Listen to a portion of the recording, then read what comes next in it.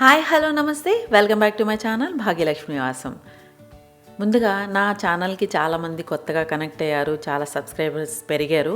So వాళ్ళందరికీ thank you అండి. మీకు నా కంటెంట్ నచ్చినట్లయితే కనుక అలా కంటిన్యూ అవుతారని అనుకుంటున్నాను. మీ సపోర్ట్ వల్ల నేను మంచి కంటెంట్ చేయడానికి, మంచి మంచి వీడియోలు చేయడానికి ట్రై చేస్తున్నాను. ఇంకా మంచిగా కంటిన్యూ చేయాలి అని అంటే కనుక మీ సపోర్ట్ నాకు ఎప్పుడు కావాలి. అండ్ కమెంట్స్ అయితే పెడుతూ ఉండండి. కమెంట్స్లో రిప్లై ఇవ్వడానికి నేను ట్రై చేస్తాను. అండ్ ఈరోజు మీకు క్లీనింగ్ అంటూ బోర్ కొట్టిస్తున్నాను అనుకోకపోతే కనుక కంటిన్యూ చేద్దాం, లేదంటే కనుక ఈ పార్ట్ని స్కిప్ చేసేయండి. యాక్చువల్లీ నేను క్లీనింగ్ అని అనేది ఏంటంటే, మనం ఎప్పుడైనా ఒక పని ఎదురుపడింది అనుకోండి, దాన్ని వద్దు ఇప్పుడు చేయొద్దులే అని చెప్పేసి పక్కకు గంటేసి ఆ టైంని అలా వేరే దానికి కేటగరైజ్ చేసుకున్నా కానీ అదే పని ఎదురుగా పడుతూ ఉంటుంది. నాలాంటి దానికైతే మరీని, ఎందుకంటే ఓసిడి ఉంది కదా. సో మొక్కలకి నీళ్లు పెట్టేటప్పుడు ఎప్పుడు స్ప్రే చేసేస్తూ ఉంటాను, కిటికీల మీద మచ్చలు పడిపోతూ ఉంటాయన్నమాట. సో అవి వీక్లీ ఒకసారైనా క్లీన్ చేయకపోతే కనుక ఈ హాల్లో ఉన్న 2 కిటికీలకి బాగా ఎక్కువ అనమాట. మనీ ప్లాంట్ గార్డెన్లో అయితే ఆ కిటికీ అయితే మరీ ఎక్కువ మచ్చలు పడిపోతాయని చెప్పాలి. ఎందుకంటే హ్యాంగింగ్ బాస్కెట్స్కి పైనుంచి నీళ్లు పోస్తాను కదా. సో నీళ్లు పోసినప్పుడల్లా కూడా ఆ కిటికీ నిండా మచ్చలు పడిపోతూ ఉంటాయి. మట్టితో పాటు నీళ్లు చింది పడిన మచ్చలు బాగా ఎక్కువ అట్లా కనపడుతూ ఉంటాయి అన్నమాట, స్టెయిన్స్ లాగా. సో నేను మామూలుగా అయితే కనుక అంత స్టెయిన్ లేని విండోస్కి అట్లా అయితే కనుక తడిగుడ్డతో క్లీన్ చేసేసి తర్వాత పొడి బట్టతో గట్టిగా నొక్కి తుడిస్తే క్లీన్ అయిపోతూ ఉంటాయి. బట్ ఈ మధ్య కొంచెం ఎక్కువ స్టెయిన్స్ అలా ఉండిపోయినాయి అనమాట, ఉప్పు మరకల్లాగా. So hard water surface cleaner ఉంటుంది కదా, అది తీసుకొచ్చాను నేను, ఆన్లైన్ నుంచే తెప్పించాను అనమాట. సో అది దాంతో క్లీన్ చేద్దాము అనేసి ట్రై చేస్తున్నాను. సో అది రివ్యూ ఎలా ఉన్నది అనేది నెక్స్ట్ తర్వాత వీడియోస్లో మీకు పెడతాను. ప్రస్తుతానికైతే నేను నార్మల్గా క్లీన్ చేస్తున్నది మాత్రమే చూపించాను, ఎందుకంటే చాలా ఎక్కువ మచ్చలు పడిపోయినాయి అనమాట. అదే గార్డెన్లో నీళ్లు పోయమని పని వాళ్ళకి చెప్పాను కదా. సో వాళ్ళు ఇష్టం వచ్చినట్టు పోసేస్తారు కదా. సో దాని గురించి విండోస్కి ఎక్కువ బాగా మచ్చలు పడిపోయినాయి. నేనైతే కొంచెం స్ప్రే చేసినా కానీ వెంటనే వైపర్ చేసేస్తూ ఉంటాను. సో దానివల్ల అంత ఎక్కువ మచ్చలు ఉండవు. వాళ్ళు అలా వదిలేసిన వలన మచ్చలు ఎక్కువ పడిపోయినాయి. అందులోనూ సమ్మర్ కదా, ఎండకి బాగా తగిలి ఆ మచ్చలు అలా మచ్చల్లా ఉండిపోయినాయి అనమాట. సో మొత్తం మీద హార్డ్ వాటర్ రిమూవర్ ఉంటుంది కదా, అది స్టెయిన్ రిమూవర్, దాంతో అయితే కొంచెం నీట్గానే వచ్చినాయి. దాన్ని కాకపోతే ఏంటంటే కొంచెం ఎక్కువ నొక్కి ప్రెస్ చేస్తూ షైన్ అయ్యేలాగా తుడవాల్సి వచ్చింది. కానీ మంచిగా వదిలిపోయినాయి మచ్చలంతా లేకుండా.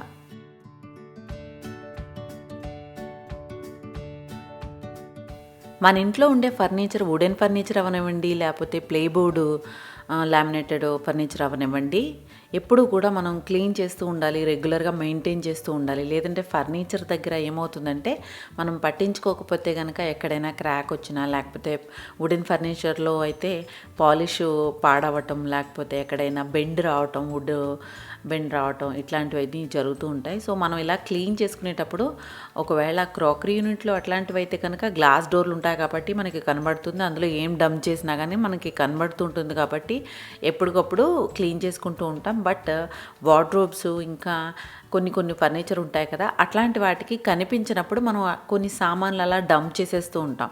సో రెగ్యులర్గా క్లీనింగు మెయింటెనెన్స్ చేస్తూ ఉండడం వలన అందులో పెట్టినవి కనబడుతూ ఉంటాయి. మనం డీక్లటర్ చేయడానికి కూడా ఉంటుంది, కావాల్సినవి వాడుకోవడానికి కూడా ఉంటుంది, అందులో ఏం పెట్టామని తెలుస్తూ ఉంటుంది. అండ్ ఫర్నిచర్ కూడా మెయింటైన్ అవుతూ ఉంటుంది అనమాట. దానికి ఏదైనా ప్రాబ్లం ఉన్నా, లేకపోతే ఏదైనా పెయింట్ ఊడిపోయినా, లేదంటే పాలిష్ ఊడిపోయినా, లామినేటెడ్ అయితే కనుక లామినేషన్ ఒక్కొక్కసారి పైకి లేచి వచ్చేస్తూ ఉంటుంది. అలాగే ఏదైనా స్క్రూస్ అట్లాంటివన్నీ లూజ్ అయినా, ఎక్కడైనా బెండ్ వచ్చినా, ఇట్లాంటివన్నీ మనం రెగ్యులర్గా క్లీనింగ్ చేసే టైంలోనే చిన్న థింగ్స్ అన్నీ కనపడుతూ ఉంటాయన్నమాట. సో ఓవర్ ఏ పీరియడ్ కొన్ని రోజులు వదిలేసినా సరే, కొన్ని రోజుల తర్వాత అంటే ఒక 6 monthsకో 1 yearకో రెగ్యులర్గా కూడా మనం డీప్ క్లీనింగ్ చేస్తూ ఉంటే కనుక ఎక్కడ ఏ ప్రాబ్లం ఉన్నా అది మనం చూసుకుంటూ ఉంటాం, దానికి సొల్యూషన్ వెతుకుతూ ఉంటాం అనమాట. ఆ సొల్యూషన్ ద్వారా అవి అలా మెయింటైన్ అవుతూ ఉంటాయి మంచిగా. ఈ కన్సోల్ యూనిట్ డైనింగ్ టేబుల్ పక్కన ఉంటుందన్నమాట. సో ఇందులో కొన్ని నేను డైనింగ్ టేబుల్కి సంబంధించిన టాల్స్ అట్లాంటివన్నీ పెట్టేదాన్ని ఫస్ట్. తర్వాత అవి ఎక్కువ లేదు. ప్లస్ నేను ఇందులో ఏం చేశానంటే దివాళీకి రిటర్న్ గిఫ్ట్స్ లాగా వస్తూ ఉంటాయి కదా, నట్స్ అవన్నీ పెట్టిన బాక్సులు అవన్నీ కూడా అవన్నీ షో చేస్తే కనుక బాగుంటాయనేసి నేను ఇట్లా అరేంజ్ చేసుకుని పెట్టుకున్నాను అనమాట దీంట్లో. తర్వాత డైనింగ్ టేబుల్ కూడా నేను చాలా ఒక పెద్ద మిస్టేక్ చేశానని చెప్పాలి. ఈ కార్వింగ్ ఉన్న డైనింగ్ టేబుల్ వల్ల నాకు చాలా ప్రాబ్లం అండి. ఎప్పుడు కూడా రెగ్యులర్గా క్లీన్ చేసినా కానీ ఆ కార్వింగ్ లోపల ఎప్పుడు డస్ట్ అక్యుములేట్ అయిపోయి అట్లా కనబడుతూ ఉంటుంది. సో దీని ఓవర్ ఏ పీరియడ్ నేను ఏం చేస్తానంటే నా దగ్గర బ్లోవర్ మెషిన్ ఉంది కదా, ఆ మెషిన్తో పాటు బ్లో చేస్తాను ఎయిర్. సో దానివల్ల కొంచెం అయితే వస్తుంది కానీ ఇంకా కొంచెం ఉండిపోతూ ఉంటుంది అనమాట.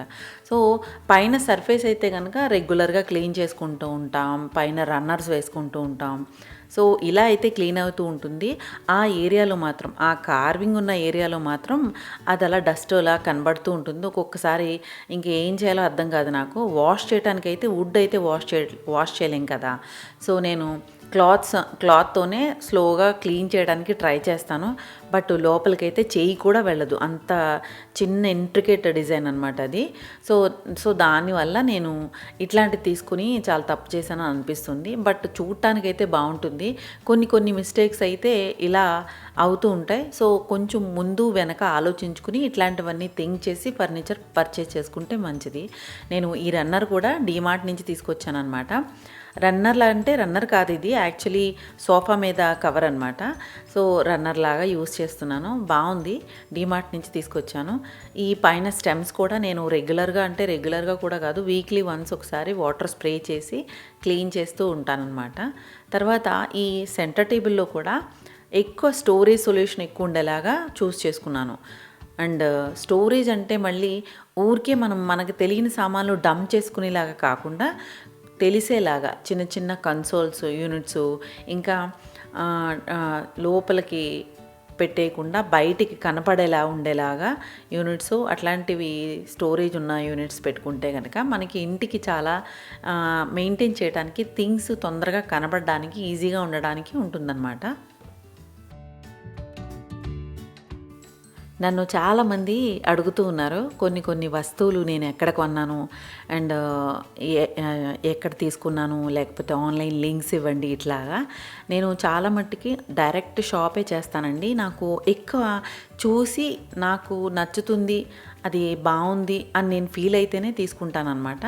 సో కొన్నిసార్లు ఏంటంటే అనుకోకుండా ఎక్కడైనా ఏదైనా కనపడితే నాకు అది ఇంట్లో మ్యాచ్ అవుతుంది, నాకు పెట్టుకునే ప్లేస్ అర్థమైంది అని అంటే కనుక కొంటాను, లేదంటే లేదనమాట.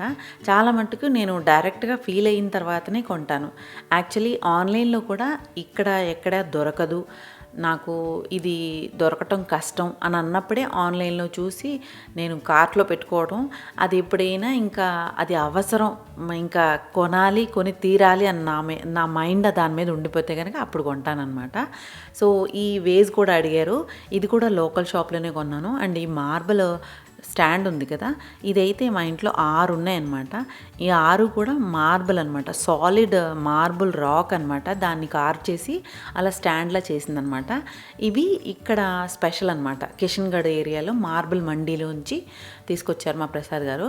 సో నేను కొన్ని అయితే ఒక 3-4 ఏమో గార్డెన్లో పెట్టాను.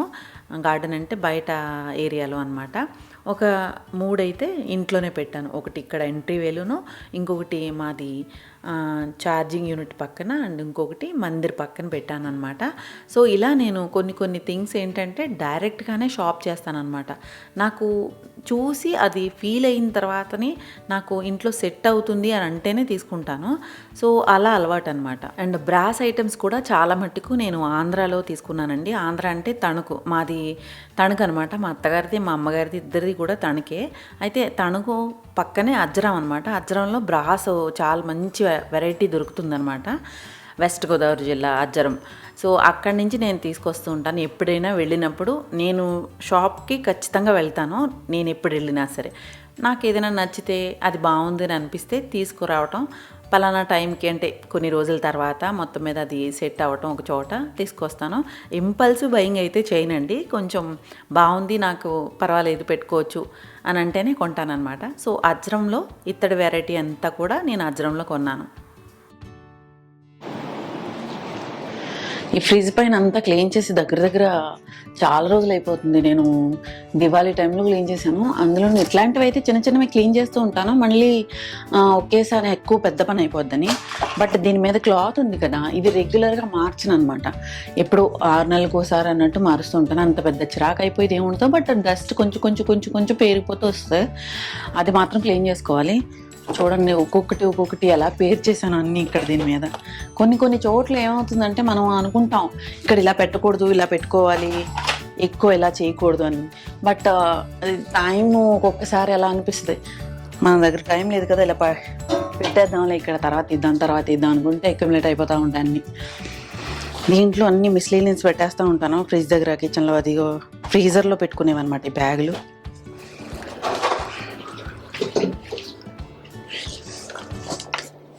ఇవి డైనింగ్ టేబుల్ మీద మ్యాట్స్, ఇంకా సోఫా మీద పెట్టుకున్నమాట. ఇవి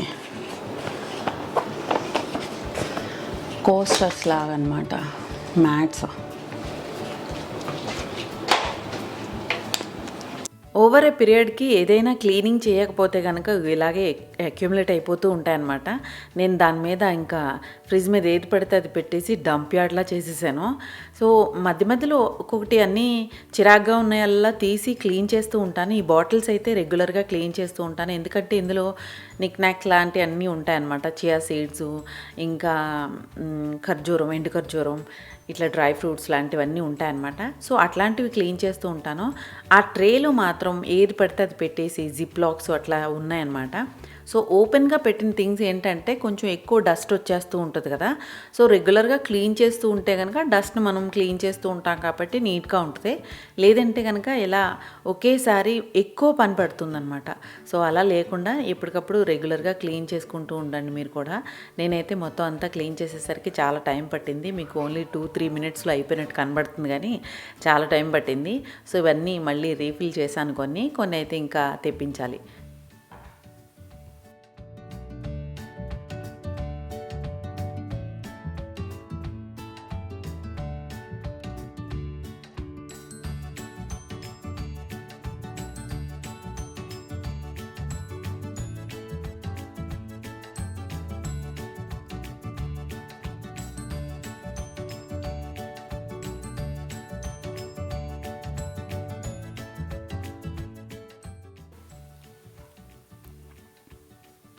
మ్యాంగో సీజన్ అయిపోకముందే నేను మంచి మ్యాంగోస్తో మళ్ళీ ఒకసారి స్క్వాష్ చేశాను అనమాట. దీంతో మనం చాలా చేసుకోవచ్చు, లైక్ జామ్ లాగా వాడుకోవచ్చు, లేదంటే మ్యాంగో లస్సీ చేసుకోవచ్చు, మ్యాంగో జ్యూస్ చేసుకోవచ్చు, మ్యాంగో షేక్ చేసుకోవచ్చు, ఇంకా అలా ఐస్ క్రీమ్లో వేసుకుని తినచ్చు, కేక్ మీద, డిజర్ట్ మీద పైన ఇలా వేసుకుని తినచ్చు, చాలా బాగుంటుంది. సో నేను మళ్ళీ మామిడి పళ్ళు మంచి తెప్పించాను అనమాట. సో ఆల్ఫెన్సో అనమాట ఇవి.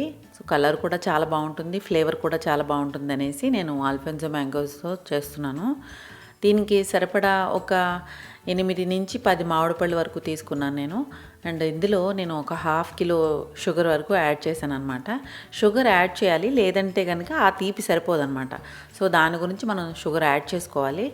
మీకు తగినంత యాడ్ చేసుకోవచ్చు. సో దానివల్ల మీకు నిల్వ కూడా ఉంటుందన్నమాట ఇది. సో బయట పెట్టినా నిల్వ ఉంటుంది, లేదంటే ఫ్రిడ్జ్లో పెట్టుకుని కూడా నిల్వ చేసుకోవచ్చు. ఇలా మనం షుగర్ యాడ్ చేసేసి ఆ మామిడి పండు ముక్కల్ని చక్కగా ఉడకపెట్టేసిన తర్వాత, ఉడికిపోయిన తర్వాత, మెత్తగా అయిపోయిన తర్వాత దగ్గరికి అయిపోతూ ఉంటాయి. సో దీన్ని నేను బ్లెండర్తోనే పల్పీలాగా చేసేసాను అనమాట. ఇంకొకటి ఏంటంటే ఇది బంగినపల్లి మామిడి పళ్ళతో చేస్తే ఒక టెక్స్చర్ వస్తుంది, ఇలా అల్ఫాన్సోస్తో కానీ లేకపోతే వేరే మామిడి పళ్ళతో చేస్తే కనుక ఒక టెక్స్చర్ వస్తుందన్నమాట. బంగినపల్లి మామిడి పళ్ళతో చేస్తే దాంట్లో పీచు ఉండదు కాబట్టి చాలా బాగా వస్తుంది, దగ్గరగా బాగా వస్తుంది అనమాట. ఇది అల్ఫాన్సో కాబట్టి దీంట్లో కొంచెం పీచు ఉండే ఛాన్స్ ఉంది కాబట్టి దీన్ని మళ్ళీ నేను స్ట్రెయిన్ చేశాను అనమాట. వడకట్టుకుని చక్కగా మళ్ళీ బాటిల్లో స్టోర్ చేసి పెట్టుకోవచ్చు. ఇది మనకి ఎంత దగ్గరగా కావాలంటే అంత దగ్గరికి బాగా ఉడకబెడుతూ ఉంటే కనుక హల్వాలా దగ్గరికి అయిపోతుంది. బట్ ఏంటంటే అది మళ్ళీ తర్వాత మనం ఒకవేళ జ్యూస్లో కలుపుకోవాలన్నప్పుడు మనం నీళ్ళల్లో మిక్స్ చేసినప్పుడు కొంచెం కష్టం అయిపోతుంది అనమాట, బాగా దగ్గరికి చేసేస్తే. సో ఆ కన్సిస్టెన్సీ చూసుకుని మనకి ఎంత కావాలో అంతవరకు మీరు దేన్ని రిలేటెడ్ చేస్తున్నారు, లైక్ జామ్ చేస్తున్నారా, స్క్వాష్ చేస్తున్నారా చెక్ చేసుకుని దాన్ని బట్టి మీరు ఎంత కావాలంటే అంత దగ్గరికి ఉడకపెట్టుకుని చక్కగా మనం ఇలా స్ట్రెయిన్ చేస్తే కనుక పీచులు పల్పు అట్లాంటిది ఏది రాకుండా నీట్గా ఉంటుంది. సో స్ట్రెయిన్ చేసేసిన తర్వాత చల్లారిన తర్వాత బాటిల్లో వేసి స్టోర్ చేసుకున్నాను అనమాట నేను. సో దీన్ని మనం చాలా రకాలుగా వాడుకోవచ్చు. మ్యాంగో జ్యూస్ దగ్గర నుంచి, మ్యాంగో లస్సీ దగ్గర నుంచి, మ్యాంగో కేక్, ఐస్ క్రీమ్లో కూడా వేసుకోవచ్చు, చాలా బాగుంటుంది. సో ఇదండి ఈరోజు నా వీడియో. మీ అందరికీ నచ్చినట్లయితే కనుక లైక్ చేయండి, షేర్ చేయండి, సబ్స్క్రైబ్ చేయడం మాత్రం మర్చిపోవద్దు. Thank you for watching. Happy home making, happy gardening. Bye.